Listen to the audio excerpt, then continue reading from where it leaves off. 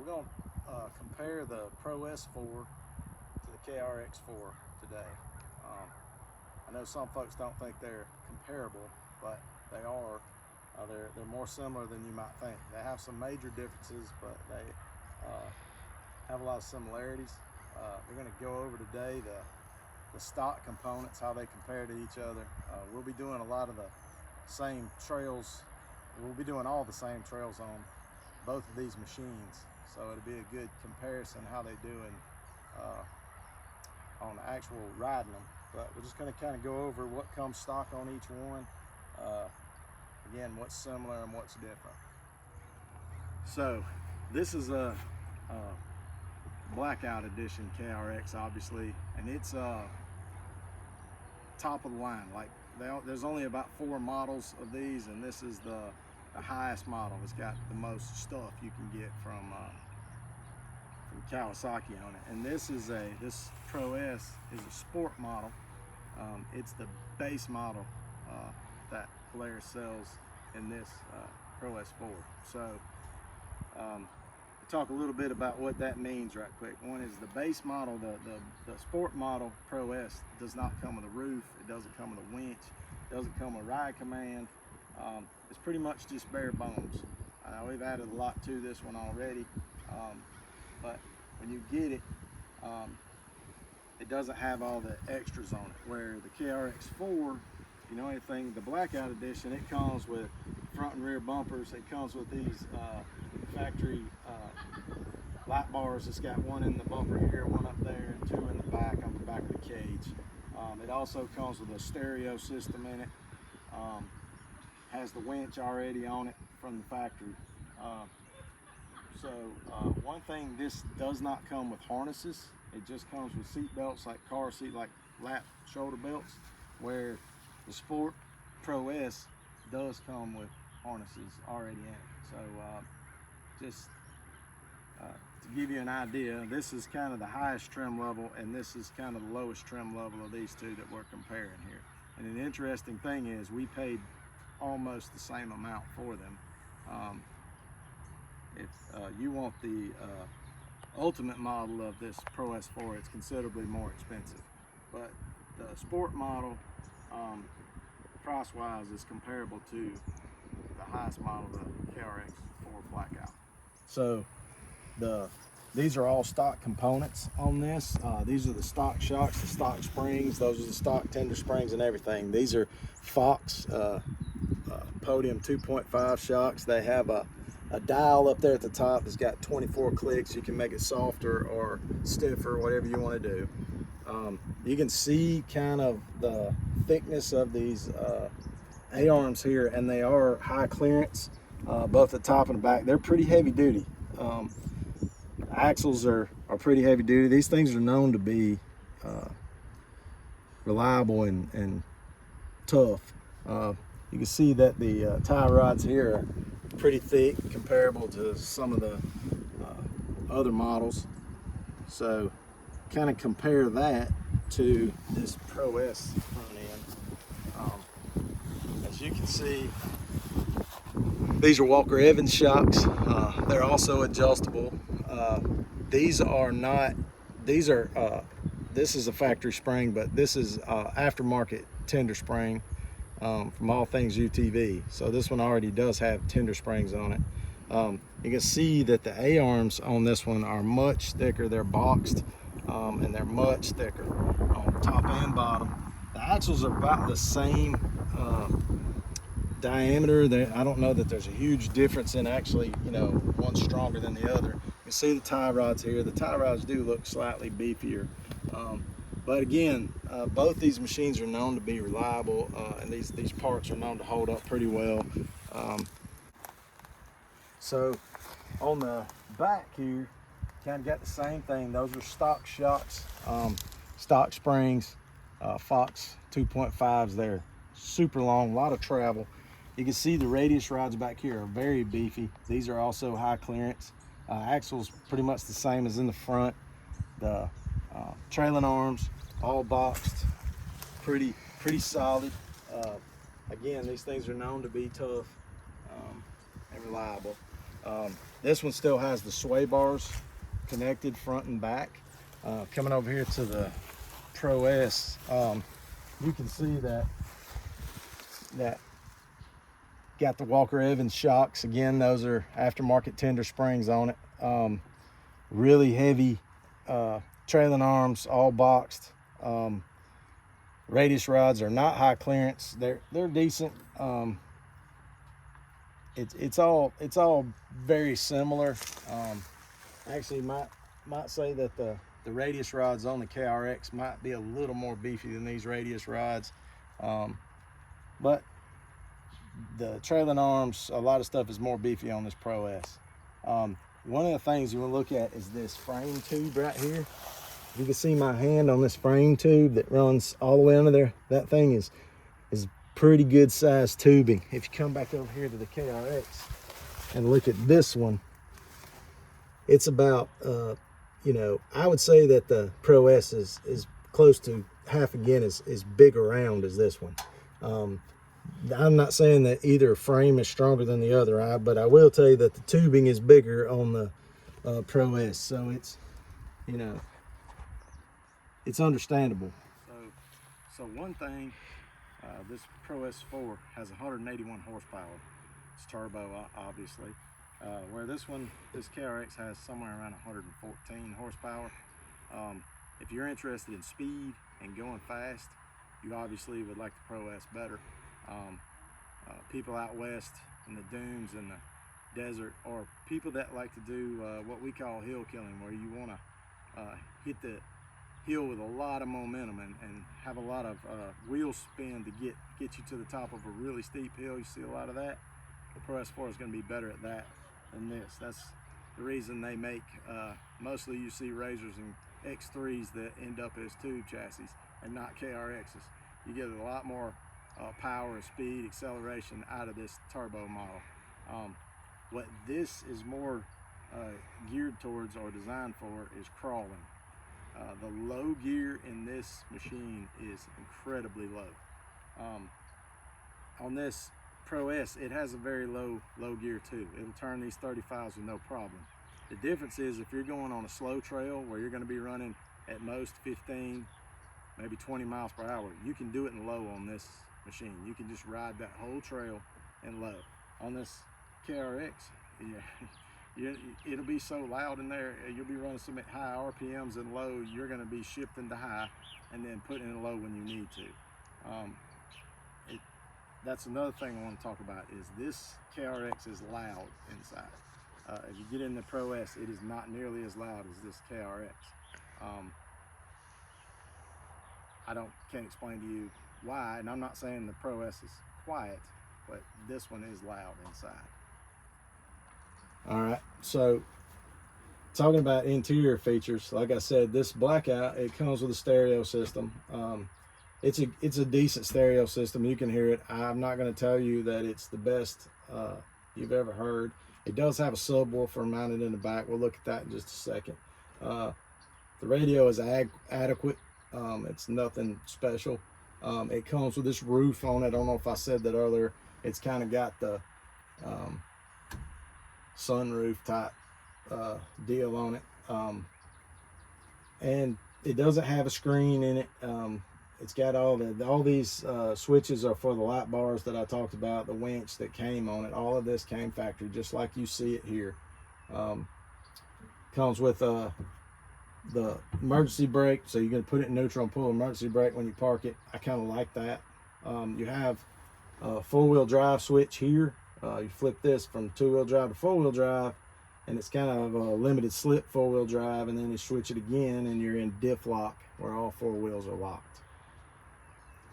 Inside this Pro S4, like I said, this is the sport model. It did not come with this roof. It doesn't have a ride command screen or anything here. This one, the shifter on this one has a park instead of an emergency brake. And also that shifter on the KRX is gated where this one is not.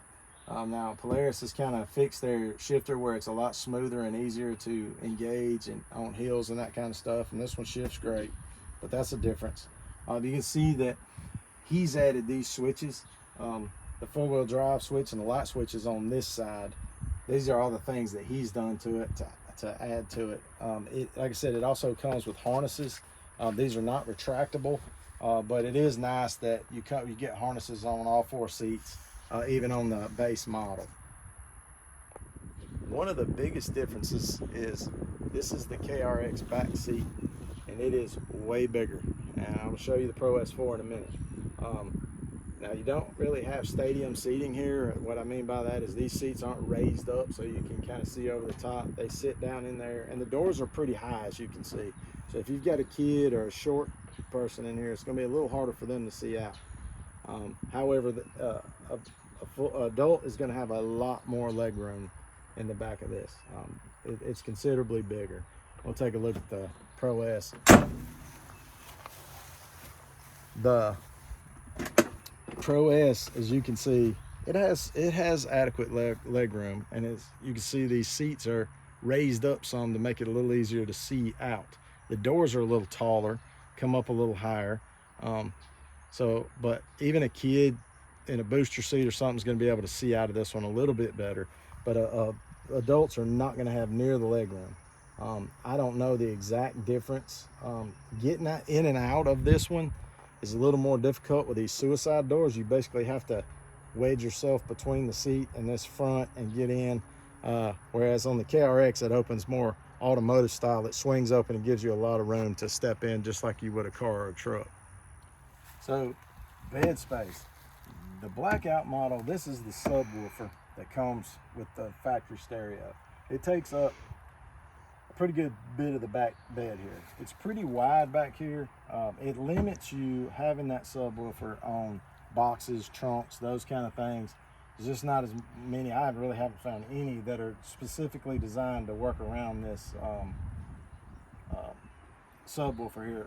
There are obviously pack outs, Milwaukee pack outs, plates that you can mount in here. There's several options for storage on here, but you can see it's kind of wide, but it's not real deep. We'll kind of compare that to the Pro S4. This one is deeper, but it's kind of narrow. I don't know that on these 2 models, because of that subwoofer in there, there's probably not a lot of difference in actual cubic space.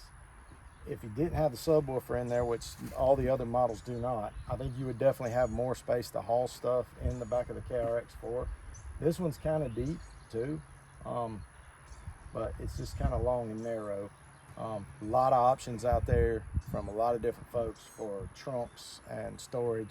And obviously both of them, they have a lot of spare tire carriers, all sorts of things that you can add to both of these machines.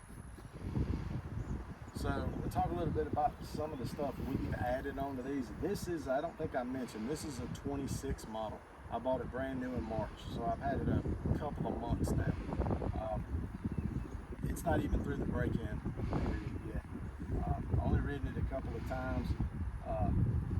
Since I've had it, I've added these whip lights. It's got System 3 SB5 wheels on it. These are 35, 10, 15 O-bore rock scraper stickies. Just put these on there, hadn't had really a chance to try them out. The other thing I've done here is I've added, that's a Super ATV windshield. These are Super ATV mirrors. I think that's about all I've done to this one so far. I haven't put tender springs on it. I plan to in the future. And everything else came on it just like it is. So we'll take a look at the Pro S. So some of the things, he's added quite a few things to this Pro S. One of them is the winch. That's a Super ATV winch, 6,000 pound winch. Another thing is these fang lights. They do not come on there. These light up. These are aftermarket fang lights. We talked about, he's put the All Things UTV tender springs on here already. These rough country pods up here, instead of a light bar, he's put these on each side of the cage. These are backup mirrors. Obviously, he's added a roof.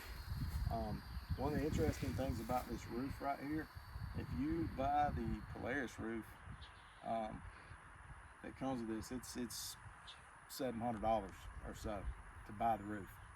This roof came from eBay for $200.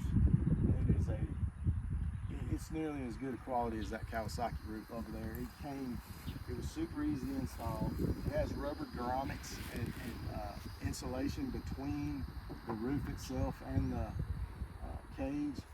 All the holes lined up perfectly. It is a two-piece roof. Took literally 10 minutes to put it on. So that's a really good deal. Don't know what brand it was, it's eBay, but if you search Pro S4 roof, you'll probably find it on there. And it's a good quality roof. He's added rock lights under all four corners. Those are just pod lights. They're not actual rock lights, and they're super bright. We'll see those in a future video. Something else he's done is this JBL sound bar right here. Again, this thing sounds as good as that stereo in that KRX, and this is far less expensive. Again, I don't know that it's worth paying the money for a sound system in either of these models when you can buy something like this against two wires, positive and a negative, and you can mount it to the roll bar, and this thing sounds fantastic. He's also put whip lights similar to mine on his. One thing I'll also say about this winch, Polaris has done a really good job of the way that the winch is designed to go on there. Now that's a Super ATV winch, that's not a Polaris winch, but there's really just 4 bolts and 2 wires there. It's a very easy install, didn't take long at all. It's all set up with a bus bar, and it comes with a switch and everything. So again, that's a really good upgrade. That's a Warren winch that came in the Kawasaki over there. It came from the factory. I didn't have to install it.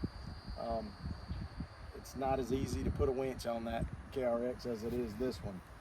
However, again, you can get this for far less than a factory winch, and it's not hard to put it on, so it's something to consider. The tires and wheels on this one, you have MSA bead locks here, and these are Maxxis Rockzilla 3510-15s, stickies. Again, these just got mounted, hadn't had a chance to ride these either. But we wanted to do different tires, different sticky tires, because we were riding in the rocks and stuff. And we wanted to do some tire comparison to see if the rock scrapers are close to as good as these Zillas. The Zillas have built their reputation over. They're the #1 tire that everybody wants, and for a reason. Heard good things about the rock scrapers. We're going to kind of compare them. We'll be riding all the same trails, doing a lot of the same things, and we can see how well they do. So we'll talk about some of the differences between them. And before I say that, the wheelbase on both of these models are pretty much the same. This one's a Pro S is 125 inches. I think the KRX is like 125.8, so they're basically the same wheelbase. So lengthwise, they're basically the same length. The real difference is in the width. The width of this Pro S4 comes from the factory at about 74 inches. It may even be slightly wider than that, but Polaris says it's 74 inches. The stock width on the KRX4 is 68 inches, and I measured it. It's pretty close to 68 inches. Now we both, when we changed to these beadlock wheels and larger tires, we both went with a 5.2 offset, which makes them about 2 inches wider, about 1 inch on each side. That makes, width translates somewhat to stability, especially if you go higher, you want to be a little wider. The Polaris is definitely wider. You can kind of see that on the camera, I'm sure. This one's plenty wide for what it is. You don't feel tippy very often. Haven't felt tippy in it at all yet. Of course, I haven't ridden it a ton yet, but that's something to keep in mind. So, if you've watched any of our videos before, we hadn't made any in a few years. We started off on 4-wheelers, mud riding, and we've always ridden, had a good time, loved it. We kind of graduated up to RZR XPs. A lot of our videos were RZR two-seater RZR XPs. Zach, the one that has this Pro S now, he had a Turbo S two-seater you see in some of our videos. It's kind of how we got into the type of riding we do at places like Stony Lonesome and Indian Mountain, and of course up in Tennessee, Windrock, that kind of thing. We just kind of fell in love with that kind of riding. Life caught up to us a couple of years ago. Some of our group got married, and then babies came, and then it just kind of pushed us out of riding for a while. I'm a granddad now, and I didn't have them to ride with, so I sold mine too because I didn't have anybody to ride with for a few years, and now we've started getting back into it. And obviously we went four-seaters because we got families and kids that are going to want to ride with us and stuff over time. In between there, over the last year, Zach actually had a Ranger Crew XP 1000. It was a 25 model. He'd done some things, again, just something to take out and ride the whole family in. Because he had that, I went and bought a Yamaha R-Max four-seater, the compact version they call it, just so I could ride with them and we could be out there with the grandkids and everything. And I didn't keep that R-Max very long, and I got the bug to want to get back into the sport model. I missed the suspension, I missed all the things about sport model, so I sold the R-Max and went and bought this KRX 4. The first time we all went riding together, Zach couldn't stand it. The Ranger had to go, and he ended up with the Pro S4, which is something he wanted a long time. I will say that we both looked at the new RZR XPS before we bought either one of these. That model is probably more comparable to the KRX than the Pro S is. One of the reasons I chose the KRX over the XPS was, for one thing, it just came out. Polaris has probably got it dialed in. I know it's based on the Turbo S, all of that. However, I've never been a fan of buying a first-year model of anything. Well, for one thing, the aftermarket takes a while to catch up to it. It seems to be harder to get accessories and that kind of stuff. Maybe it'll do better than I think, but I also, some of the things I liked about the KRX over the XPS is, coming from riding RZRs for a long time, I like having the engine braking on the KRX. I like the wet clutch, where what that means is the belt stays engaged even when you're not moving.